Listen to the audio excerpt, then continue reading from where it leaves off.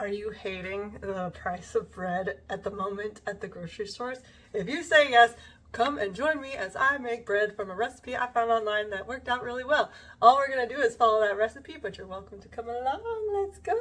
It's 2 cups of warm water. You don't want it to be like unbearably hot. You want it to be warmer than your body because the yeast is going to thrive in this, but the yeast will die if it's too hot, or they won't activate if it's too cold. So 2 cups of warm water. And then half a cup of white sugar. I gotta do the 1/4 of a sugar or 1/4 of a cup thing twice because I don't know where our cups are. I think I last saw it in the like diaper bag zone. I'm gonna do a little bit more because I cut out. And we're just gonna dissolve that by stirring it. Stir, stir, stir.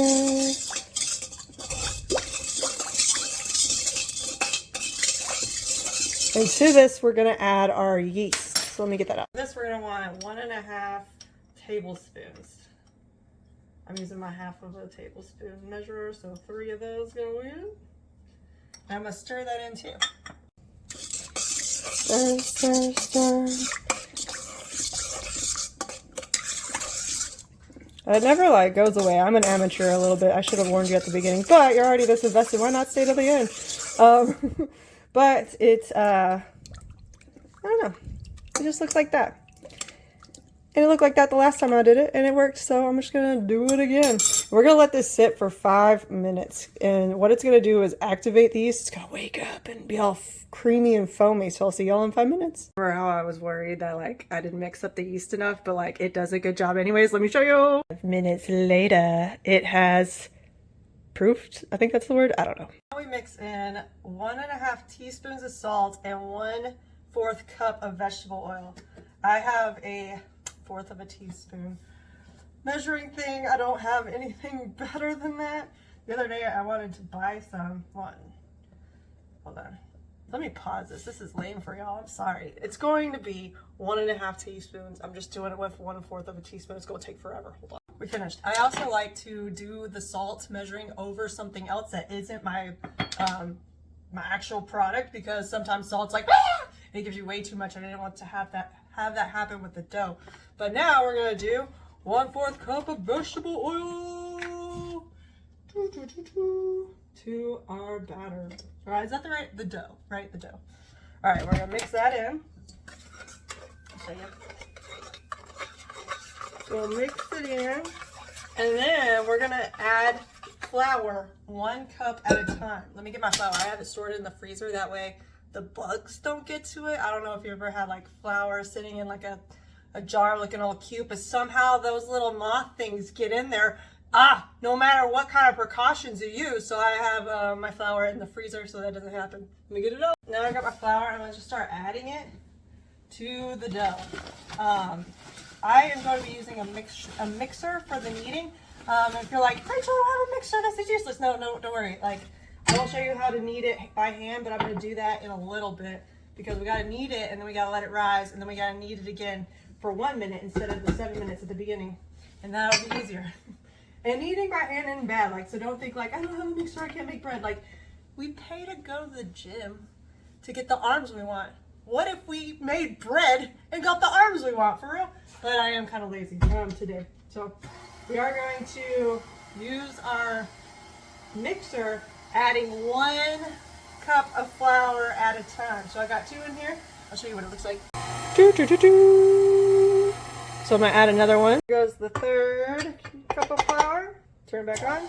I don't know if I gotta turn it off and turn it back on. I'm an amateur. I'm sorry that we made it this far. Keep watching though, because I think we're friends now. But yeah, I'm always like nervous to go online with myself and people be like, why don't you do it this way? I didn't learn about that until you told me. You didn't have to tell me in such a rude way, or is it just my mind thinking you're saying it rude? I don't know. But yeah, we're going to do this for a couple more cups. Here we go. Let me get it all out though. I also don't know if the cold from the freezer messes with the warm yeast, but I don't think it does because the yeast already did the thing we wanted it to do, right? Just foam.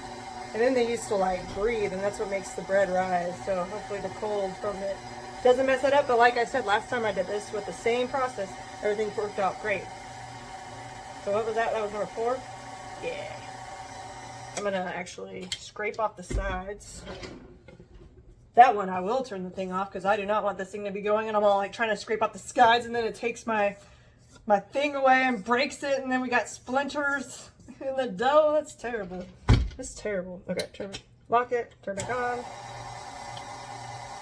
It's looking good. Can you see it? It's looking good. Alright, it's kind of boring and I'm going to save y'all some time by doing this off camera for a second. Okay, we're going to add all the flour up to the 5.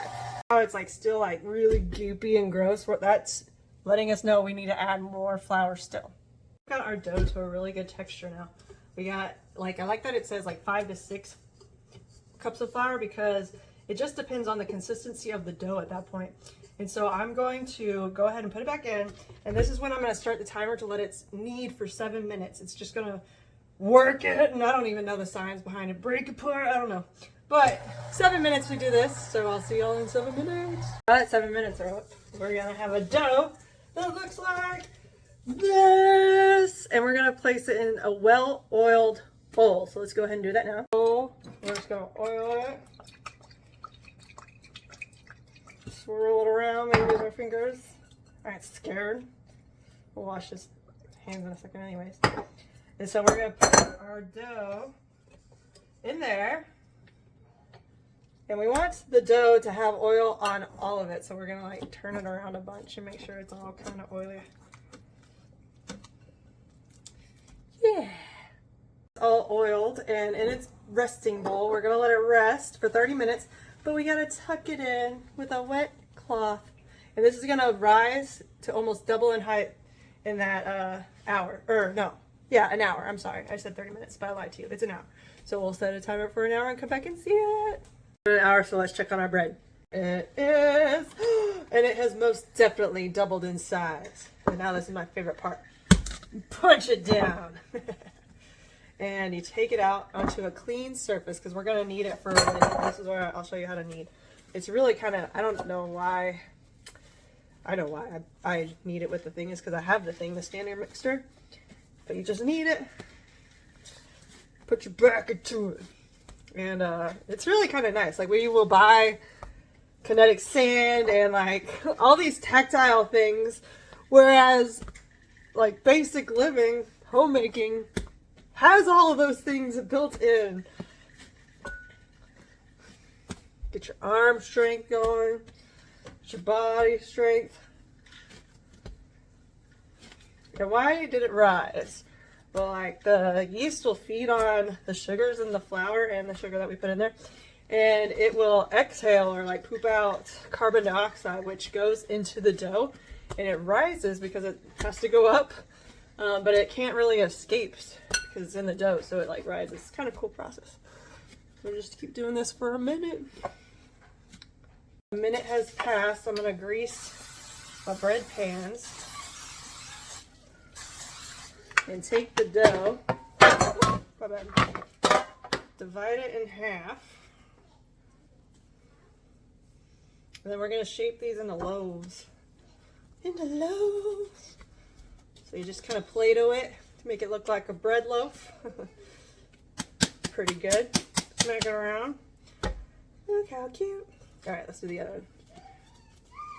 Make a loaf shape.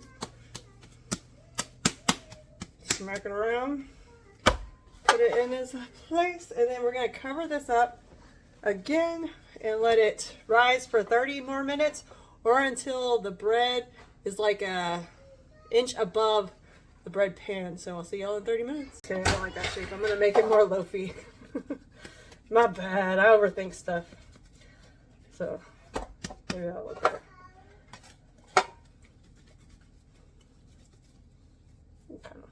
There we go. Now cover it up for 30 minutes. The things to do is like while you're cooking or while you're like waiting for stuff to rise, you clean up the mess. That way, when you're done with the whole thing, most of your mess is already taken care of and you don't have to worry about it no more. So you can either just sit down and eat dinner or whatever. So I'm gonna clean up our mess. Okay, so it's been over 30 minutes. You wanna see what it looks like? Ta-da!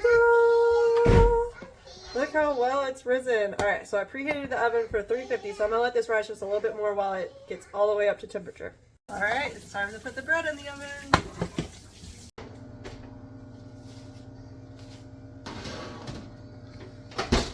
let that bake for 30 to 40 minutes. Ready to check it? Look